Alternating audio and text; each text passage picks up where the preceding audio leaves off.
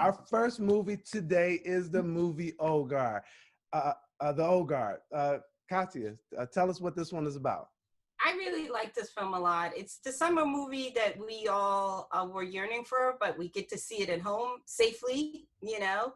It also goes to show you when you give a good director who happens to be a woman director and Black a budget and the support that she deserves, what she can do. I love that the fact that the cast is international.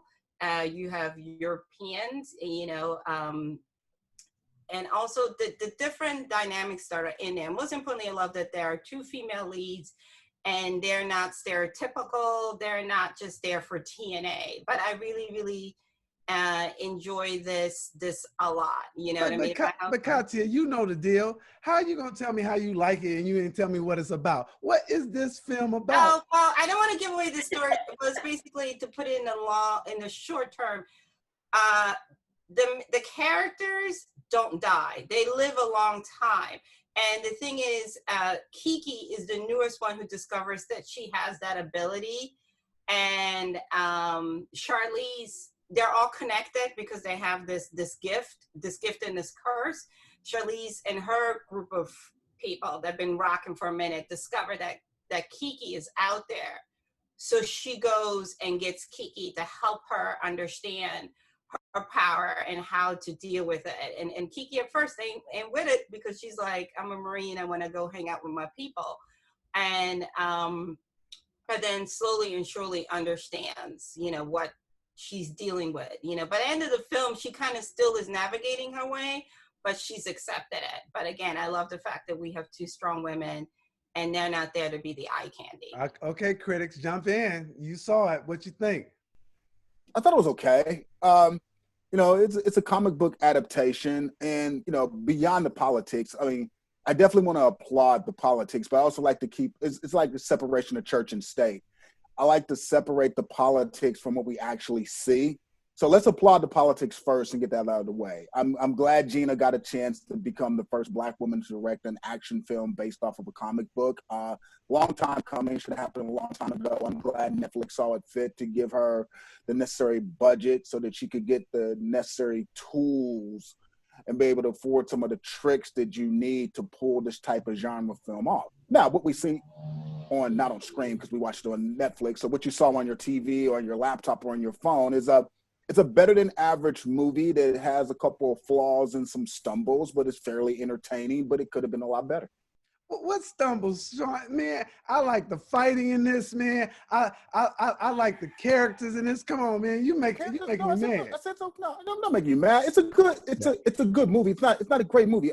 Yeah, I like the setup a lot. I thought the setup was strong because you really have to set up the fact that these characters are immortal because it plays, you know, to making the plot a lot stronger and giving the audience a better understanding of the journey you're about to go on with these particular people. And I thought the setup was pretty strong. I just thought that a lot of the things, without giving away anything that happens in the movie, a lot of things that happen you've seen before. They really weren't fresh, and it was going to be hard anyway because Charlize Theron was so incredible in Mad Max Fury Road, which is sort of like the same type of genre pick, that it was going to be hard to create a nuance that didn't force the viewer who had seen that movie to go back to that movie. Now, if you've never seen Mad Max Fury Road, this is probably perhaps a better experience for you in terms of enjoying what Charlize does on screen. But no, it's a solid movie. It's just not a great movie.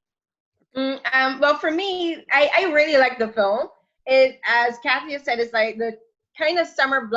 If you were in a regular summer blockbuster year, this would have been a great start off for the season. And I think that Gina Prince-Bythewood did a really good job with the material she had, because to me, the weakest part of the film is the writing. The writing is not as strong as it could be. And I think that's because it is adapted from a comic book, but the writer is the person who wrote the comic book.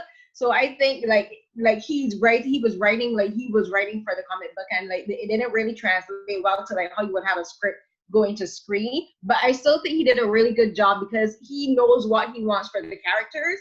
And I really did, and yeah, the writing could have been a bit more tighter. I think it could have been used a bit more exposition on who they were as immortals. Like we didn't get much backstory. They did filter it in a little bit going throughout the film, But I think it's a really good start for world building. Like it did really good world building with introducing the characters, letting us know who they were personally, and especially for now, who is played by Kiki Lane. I think like we get a really good introduction with her. Like she's strong and tough, but then she's also confused. So I think they really did that. So I'm looking for a sequel where if they do bring back Greg Rucka, they give him a co-writer who will like tighten up the script. So where I push back a little bit though, Carolyn, is that we can't judge the movie on the hope for a sequel, right? It does. That's just would be my pushback. No, I'm not judging on a sequel, but I mean like if we do get a sequel, I hope that they do give that if they do bring back Greg Rucka, that they do bring a co-writer who is able to like flesh out the script more than he was able to do. But I really like the film. I'm an action junkie. I love the action sequences in this film, and what I love about them is they're not fancy. I love fancy like choreography too. Like give me like all the tumbles, give me the wire work and wire flow and everything. But I really like for this film that it was clean. The action sequences were pretty. I said they were like straightforward, and like because these are mercenaries, they've been fighting for like literally thousands, hundreds of years, and they know all of these different fight styles. But because they're in a utilitarian setting, like they fought to suit the settings, and I really appreciated that because you had like the battle scenes back in like in the BC era, and then they were in modern days, and it's more like guns, and I really like how they use both guns and medieval armor. And I really love the actors. The cast was really well chosen. The cast was amazing. Yeah, like that's the strong point of the film. The cast, like and it was really international. Like this cast, you have Italy, you have the Netherlands. You throw in Charlize in there from South Africa. You have America. And the other thing that I love is I don't want to give away totally the beginning, but the fact they kept it authentic. As far as the all-female Marine unit. Like people don't know there already are all-female infantry units in certain parts of the world because the politics demand it. They will not deal with men. Like in the Middle East, they will not deal with men. Men cannot go into homes of Muslim women, especially single women. And these Marines do that job. So I really appreciated that part. And as far as the writing, I mean, let's be honest. Hobbs and Shaw was not good writing. You know what I mean? That movie is a lot. Who said it was? I'm saying, but if we're gonna judge action movies on superb writing, then there's a whole bunch that were worry worse. I was ready to tap out of Hobbs and Shaw 15 minutes in. But I still haven't seen Hobbs and Shaw because hold up a sec. Hold up, but let me finish my point.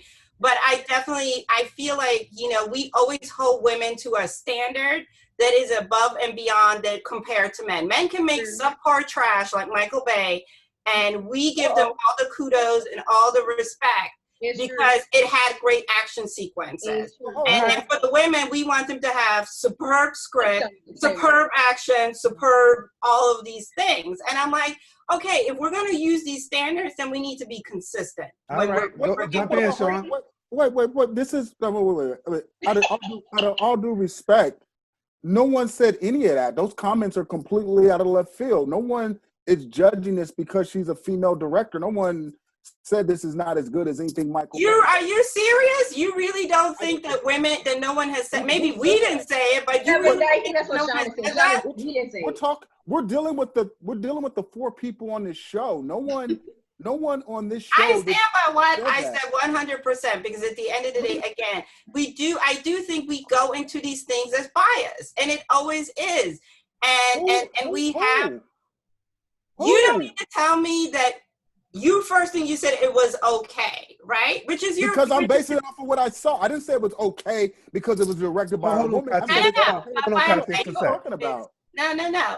You have the right to say that it was okay. But you're telling me I'm saying it because I said she was a woman. I didn't say you, Sean. This is ludicrous. I didn't say you. This is stupid. What do you know? You just said it. No, I didn't say you, Sean. I don't know why you're getting defensive. I'm just saying I didn't say because you. I can't be a part of a panel where thhere these blanket statements are made. No one It's said not this a movie blanket is statement. It's a fact that we hold women to a different standard than men. No, But that's Kathy, not he's true. saying that he didn't say That's that. No, not I didn't say he did. So I don't That's understand not why he's true. getting That is- defensive. because I you're don't making a understand blanket. So- a blanket statement. No one said that. You're making a blanket statement. I'm saying So- to you is for you to, if I disagree with your standard where you're saying that we need to have Let me this. jump in. this- Let me jump in here, though. Let me jump in here. No, but Kathy, Oh. that's not what he's saying. He's saying I didn't personally say for that, him, but it's he an turned it okay film, into- but it has nothing to do But with But- Caroline, he's But turning so it two into a things, conversation Katya. that- It doesn't mean that the two things can't, to me, that they can't both live. Yours is that you believe that in general that she's being held to a higher standard. Okay. Absolutely. But- Always. Okay. Always. So Always. let's say that we Always. accept that. However, his No, we is can't, his no, we is can't say we accept that.